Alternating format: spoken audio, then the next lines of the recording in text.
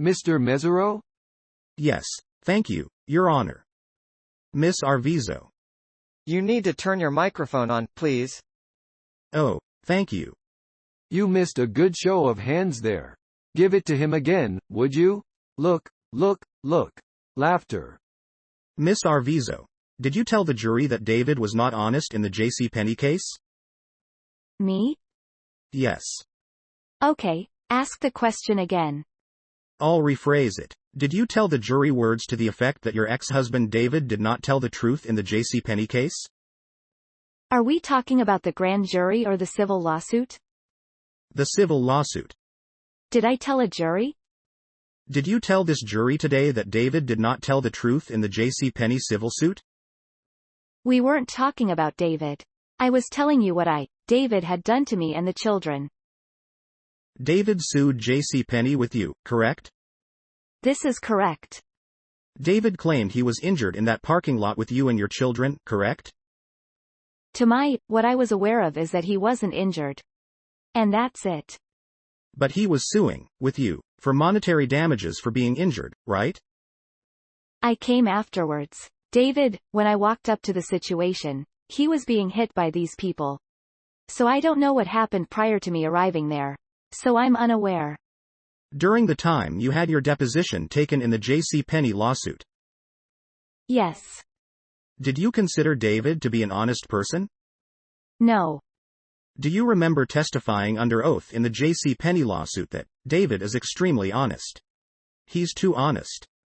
If that's on there, then that's correct. Whatever's on the deposition is correct. Do you remember saying that under oath? If it's on there, then it is. Would it refresh if I just show it to you? I'm just asking, if it is on there, it's correct. Okay, I have to get a response from you as to whether you said that or not, okay. If it's on there, it's correct. And it would be a yes, if it's on there. Would it refresh your recollection just to show it to you first? Would that help? It's a yes. Your answer is, yes. Yes. You did say under oath that David is extremely honest. He's too honest. Yes. And you weren't telling the truth when you made that statement under oath, correct? Anything to do with David, no. That's why I went to the civil attorneys, to try to correct that after he was arrested. Let me get this straight, now. You went to the civil attorneys to try and change your testimony after you collected a settlement? Incorrect. The settlement still had not been corrected, accepted or settled. Anything like that. It was still prior. Now, you claimed you were assaulted in a public parking lot by J.C. Penney security guards, correct? Plus Tower Records. And Tower Records, right? That's right. You said you thought you were going to die, correct? Yes. Did you think you were going to die in a public parking lot when you were assaulted by these security guards? Yes, I did, because it came to a point where I couldn't breathe. Okay, you testified the security guards were doing belly flops on top of your body, right? That's what I was told. All object is beyond the scope of the 402 hearing. The objection is overruled. Do you want to read the question back to her? Yes, please, Your Honor. Thank you. Okay, you testified the security guards were doing belly flops on top of your body, right? This is correct. And you also claimed that security guards in a public parking lot pulled your breasts out of your blouse and squeezed your nipple between 10 to 25 times, correct? No, they didn't pull my breasts out. What did you claim happened? In the course of me getting beat up, I was laying flat on the floor. My breasts had came out of my bra. Did you testify under oath that your nipple was squeezed by one of the guards 10 to 25 times?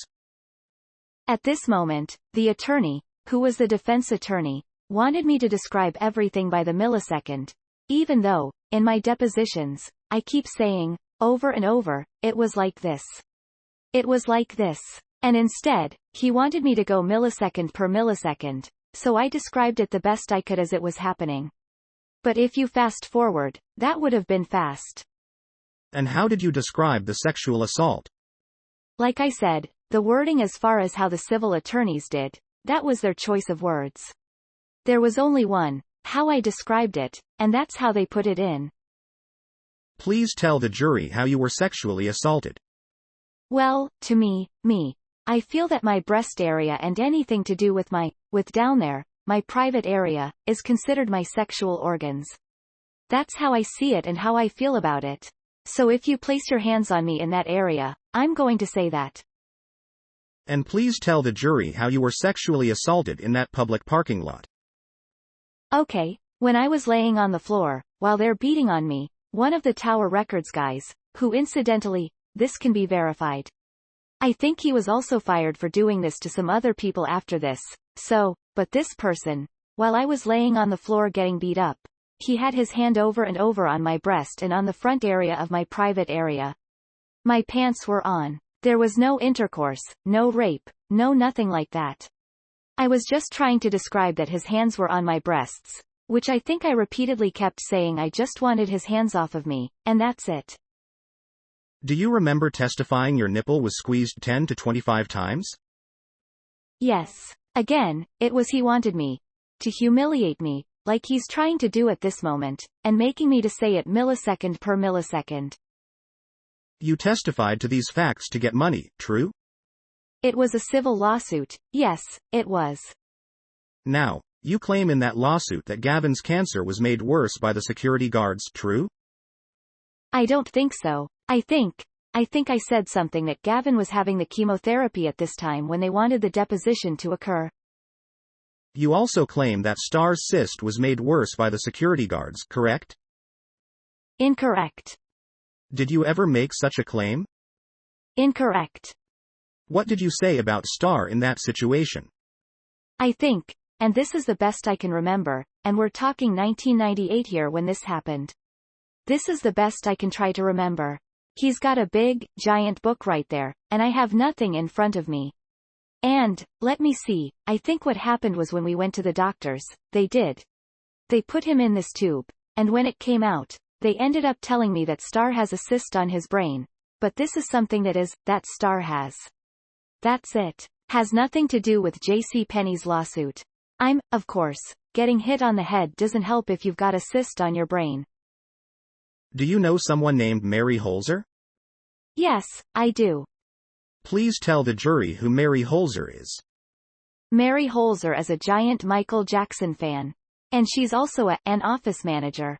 This is my understanding. She told me she was an office manager for Rothstein civil law firm. And who is the Rothstein civil law firm? The Rothstein civil law firm is a firm that was responsible for the lawsuit. Do you remember, after you had settled that case, telling Mary Holzer that you lied in the case? That is inaccurate. Okay. Do you remember telling Mary Holzer that David's brother is in the Mexican mafia? That's incorrect. And that he sells drugs here and in Las Vegas? That's incorrect. You said, he's going to come after you and your daughter if you ever tell anyone what I'm revealing to you. Incorrect. Okay, so that never happened, right? That never happened. And if Mary Holzer comes into court and says that, she'd be lying, is that correct? Objection. Argumentative. Yes, she would. Yes, she would. Just a moment. The objection to the question is sustained. The question and answer are stricken. How many lies under oath do you think you told in your depositions in the JCPenney case? Like I said, I tried, after David was arrested, I went to the Rothstein office and I pointed out to them, prior to a settlement agreement, that I would like to correct the statements that were inaccurate, because finally David was arrested. Finally, we and my children could speak. And Rothstein, including with Mary Holzer, said, "Don't worry. We'll take care of it." And they didn't, so I considered their firm liars. But not you, right? That's correct. Objection. Argumentative. Sustained. The remarks stricken. You're admonished not to make those remarks. Yes, Your Honor. You testified in that deposition in the JCPenney case that you had worked as an undercover agent. Do you remember that? Me? Yes. Yes. Where did you? I don't think the way you're using it is correct. Remember you said you had worked in internal security? What he's trying to say, he's trying to make it bigger than it is. I used to be a loss prevention agent way back in, I think it was 1990. We're talking about 15 years ago. That's my best estimate. I used to work at Vaughn's. Just, you know, people that took an orange, took a banana, things like that. Remember you were asked the question, and you were an undercover type of agent? And you answered, yes. Yes, that's what they called it. It was loss prevention agent. You wore plain clothes and you stopped people when they take items without purchasing them from the market, from Vaughn's Market. A grocery store. How long did you work in that capacity? I think I worked there for, my best estimate, maybe. This was about 15 years ago, maybe about 1 year. Maybe. My best estimate. This is having to recall 15 years ago. Please, this is an approximation of dates. You testified in that case that security agents in the public parking lot punched you, correct? Which case are we talking about? Vaughn's? Yes. J.C. Penney case. Was there a case against Vaughn's? I haven't have said that, Your Honor. You're right, you shouldn't have. The district attorney, you're admonished to object according to the legal standards for objections. The objection is vague, then, Your Honor. It's a little late. I'm not going to allow you to engage in that type of conversation with each other or with the witness. I apologize. Do you want me to shut the trial down this afternoon? No, Your Honor, I don't. Then let's start taking this seriously and act correctly. Yes, Your Honor. Go ahead. In the J.C. Penney case, you claimed under oath that you were punched with closed fists in the parking lot of J.C. Penney, correct? Yes. You also claim that you were punched with handcuffs, like they were brass knuckles, correct? Reed, what are you talking about? If I said that I was beat up, that includes everything they did. You know, he wants me to recall something that happened in 1998 and break it down while he's got a big, giant book right here. In the J.C. Penney case, did you claim under oath that you were punched with handcuffs as if they were brass knuckles?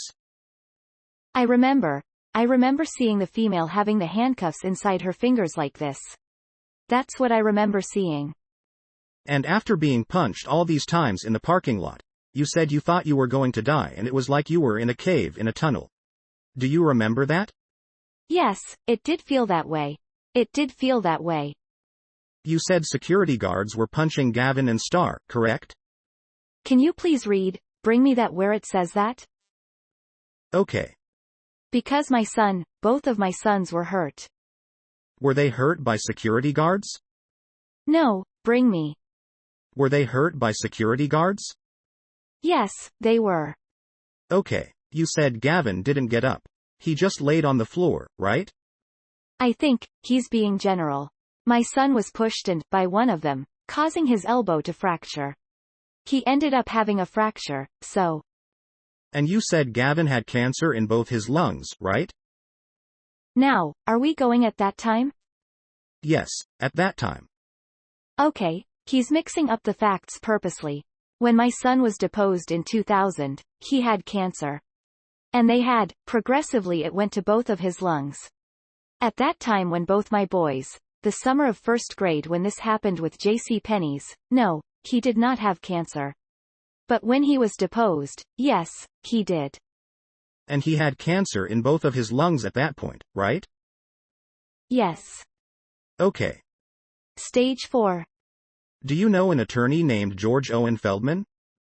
No, I don't know him. Has George Owen Feldman ever represented you, to your knowledge? Never. Would it refresh your recollection if I just showed you a document you signed with his name on it? Sure, go ahead. May I approach, Your Honor? Yes. Okay, and I think that's something that your office, Mr. Snedden's office.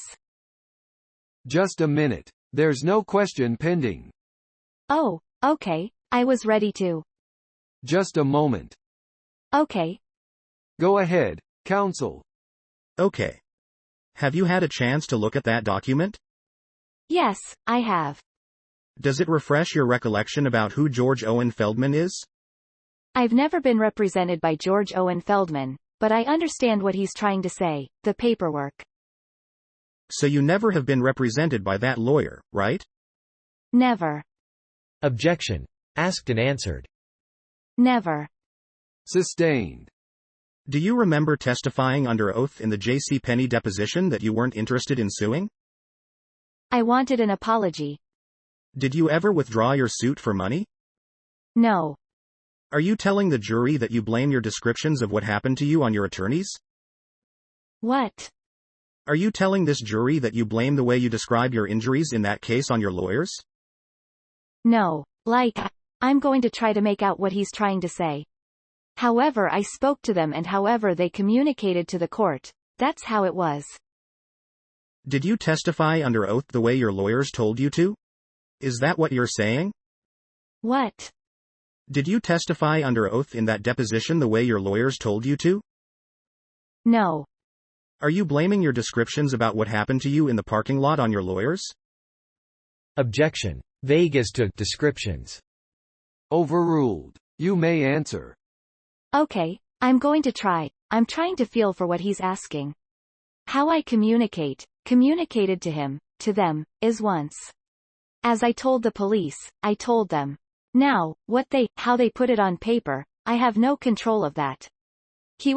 I wasn't one of the knights of the round table sitting there and coming up with proper words what to say.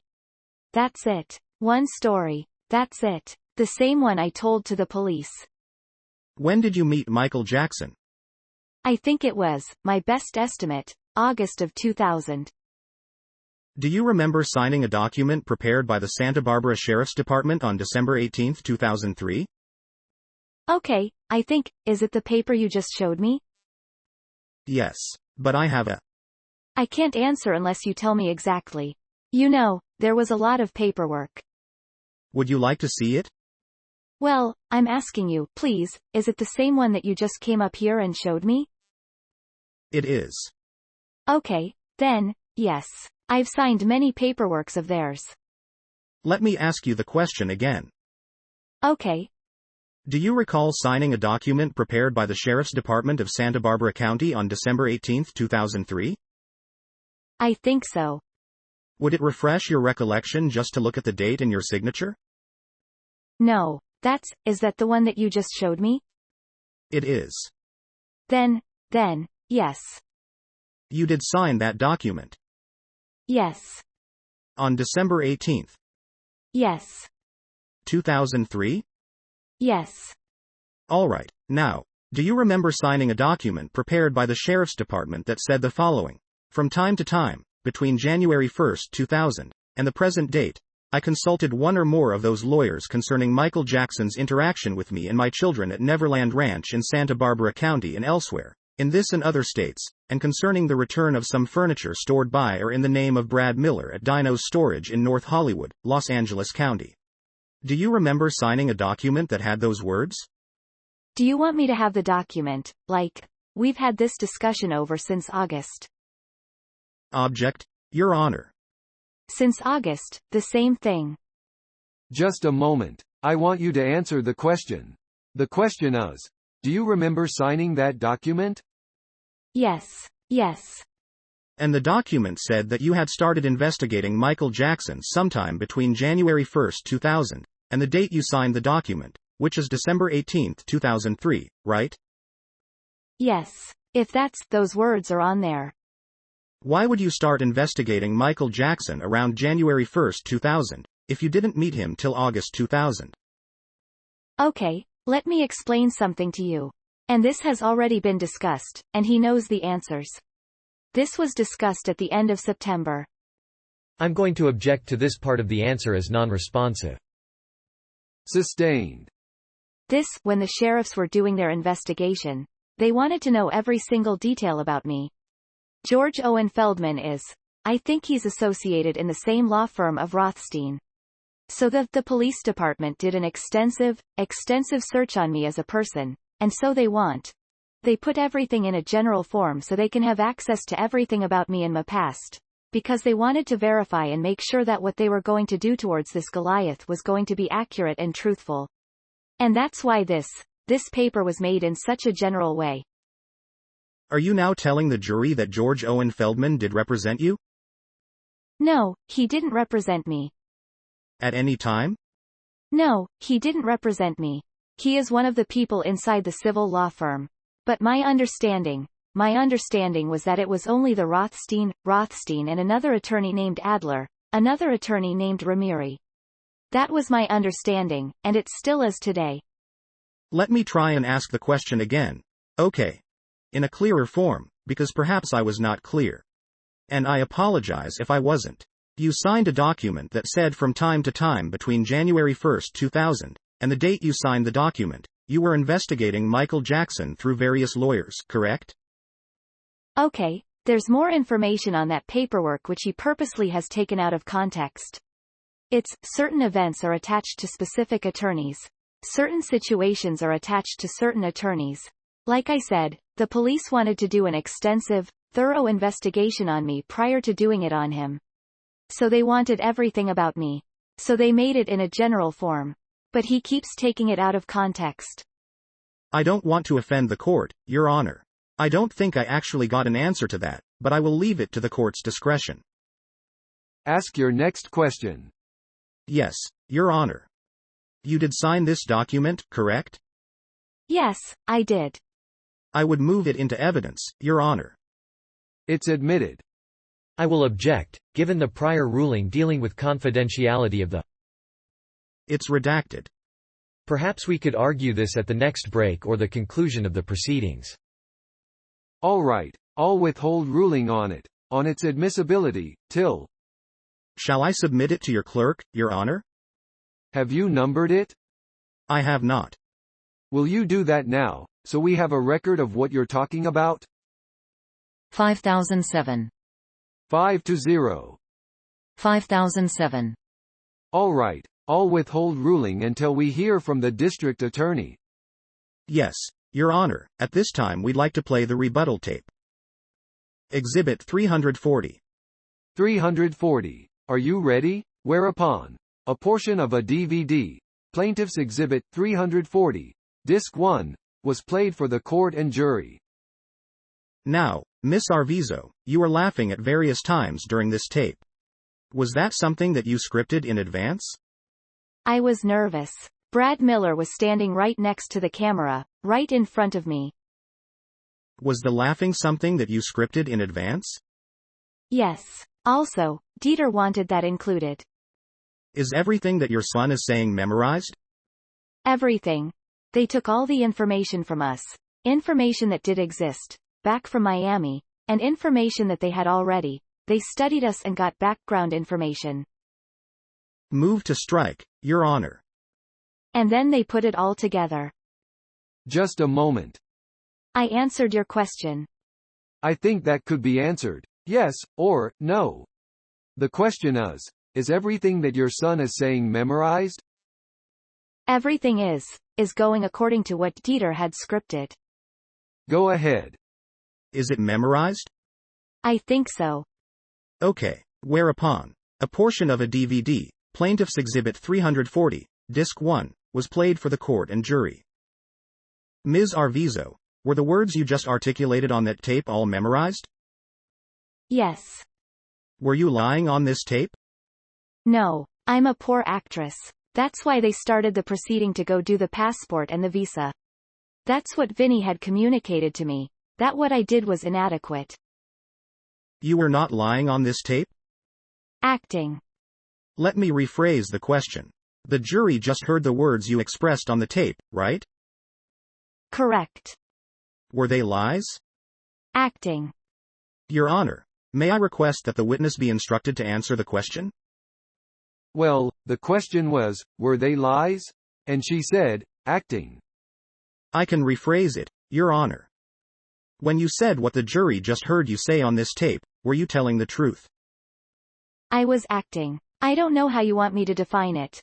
I mean, you're not going to call Halle Berry and say, "Are you Catwoman?" She's going to tell you she's acting.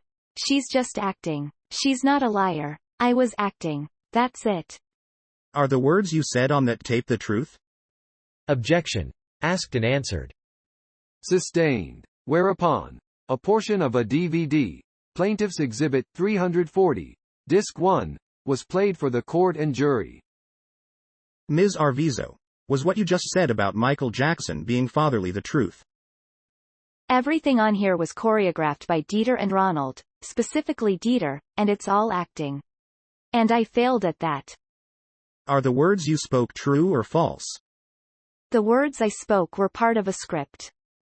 Were you telling the truth or not? I was acting. Was Gavin telling the truth or not, as far as you were concerned? As far as... I think that's speculative. I'll object. It's overly broad. I'll sustain the objection. Was it your belief that Gavin was acting in this tape? Yes, because I had seen Dieter work with my children prior to Jesus taking us back to my mom's house. I had seen Dieter work with me and my children. Did you believe that what Gavin was saying was true or false? I believe, like I told you, Dieter had worked with us continuously on this script. Did you believe what Gavin said was the truth or not? I believe what he was saying was keeping to the script. Whereupon, a portion of a DVD, Plaintiff's Exhibit 340, Disc 1, was played for the court and jury.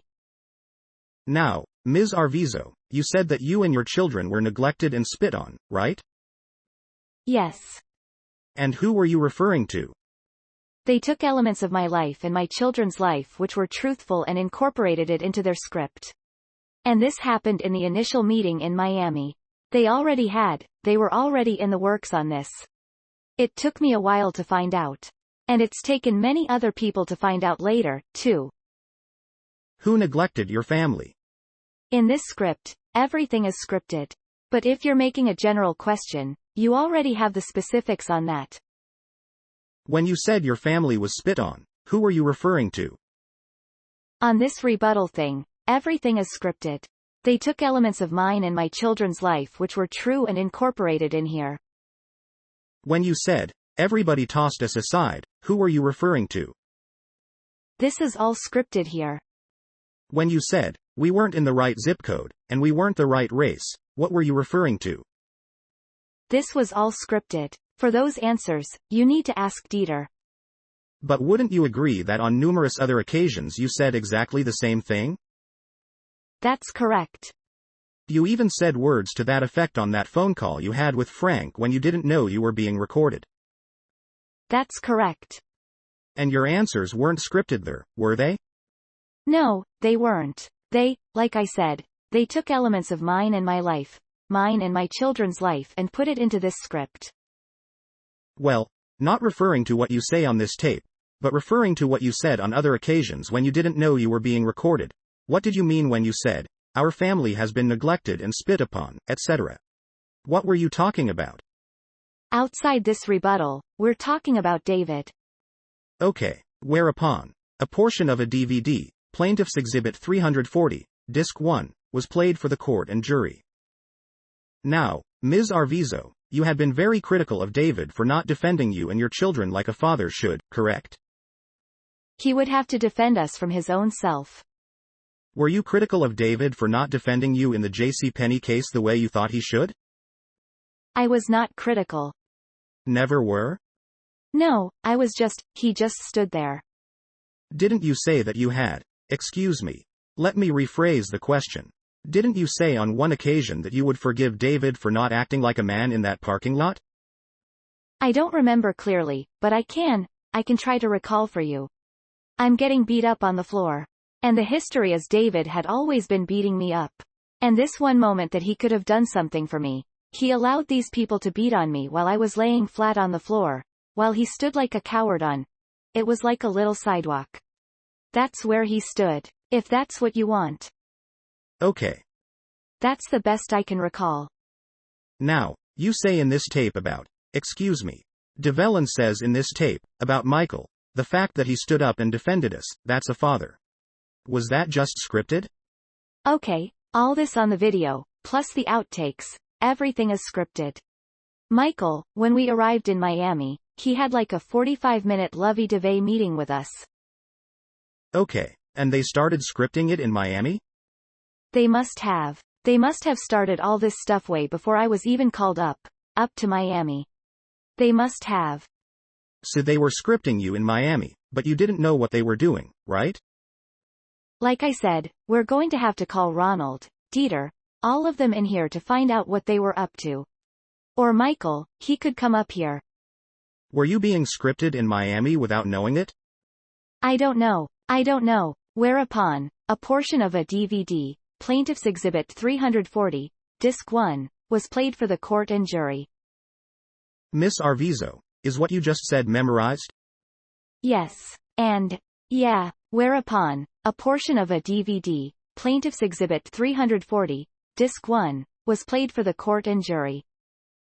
As far as you were concerned, was everything Gavin just said memorized? As far as I'm concerned.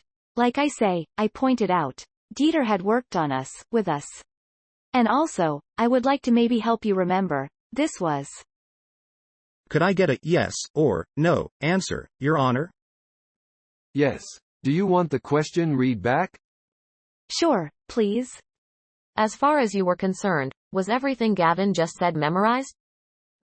Yes. Whereupon, a portion of a DVD, Plaintiff's Exhibit 340, Disc 1, was played for the court and jury. Now, Ms. Arvizo, you say that because you're with Michael, you don't have money problems, correct? Scripted. And remember, this is being filmed at 3 a.m., right before the CPS meeting. Now, you say that everything the jury has just watched and heard on this videotape was memorized and rehearsed, right?